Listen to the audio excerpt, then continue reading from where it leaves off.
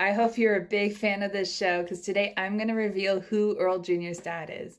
I'm going to try to speed through this so I can keep this all in one video. This is all that we know about the dad. Greg Garcia, the creator of the show, did an AMA where he answered some questions, and this little bit is kind of all that he spills to us. Pause to read. Before we can figure out the mystery dad, though, we need to figure out the when and the where of when this little guy was conceived. We're never actually told Earl Jr.'s birthday, but this episode, season 1, episode 13, Stole P's HD Cart, comes from Earl Jr.'s 5th birthday party. The episode itself came out in 2006, so most likely he was born before 2002. I'm going to also use his older brother Dodge to kind of help close down our window. Dodge was conceived on Halloween in 1999.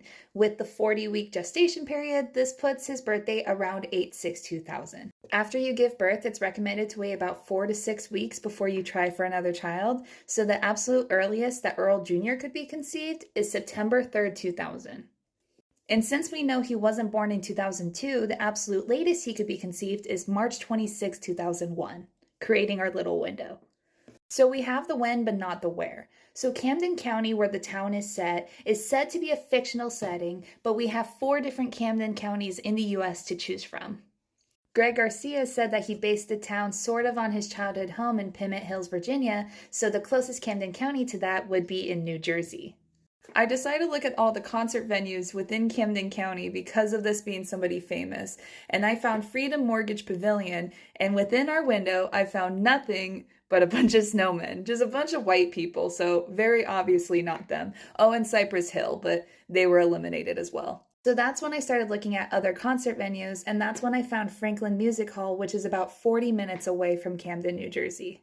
So I took this whole concert venue, I took the window from September 2000 and March 2001, and I found that there was about 50 different artists that performed within this window. Going back to what Greg Garcia said earlier, I eliminated anybody who wasn't relevant in the 2010s or in the 2000s so that it would still be a relevant joke when they did the reveal in the new season. I also removed anybody that wasn't a Black American born around the 70s since we're looking for someone like Dave Chappelle or Lil Jon. And then lastly, I eliminated anybody that was in a serious relationship in this window. After all that, I was left with 5 people. will.i.am, Apple Diab, Andre 3000, Ludacris, and Musique Soulchild. Now that we're down the final 5, and being a big fan of Matt Pat, I had one thing left to do: genetics. And remember, this is a fictional TV show, so I understand that this is not how genetics work. The first elimination I want to do is Ludacris because he's had 4 kids and all of them were born female. And if you know a little bit about genetics, it makes it highly unlikely that he was even able to have a son in the first place. The next thing I want to talk about was hairline. You either have a flat hairline like mine or a widow's peak like will.i.am. But the widow's peak is dominant, and since Earl Jr. doesn't have one, he's eliminated also. The last thing I wanted to talk about was earlobes. I have an attached earlobe, meaning it doesn't disconnect, which is the recessive trait, so both my mom and my dad also have attached earlobes. Earl Jr. also has attached earlobes, as does Joy in the show.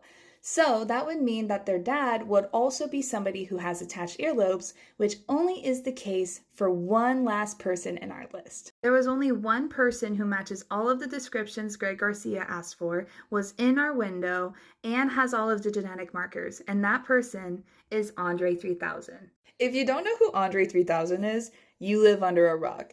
Because he's half of Outkast, he's an amazing rapper, he's an amazing artist. He just came out with a new album that has all of this amazing flute music on it.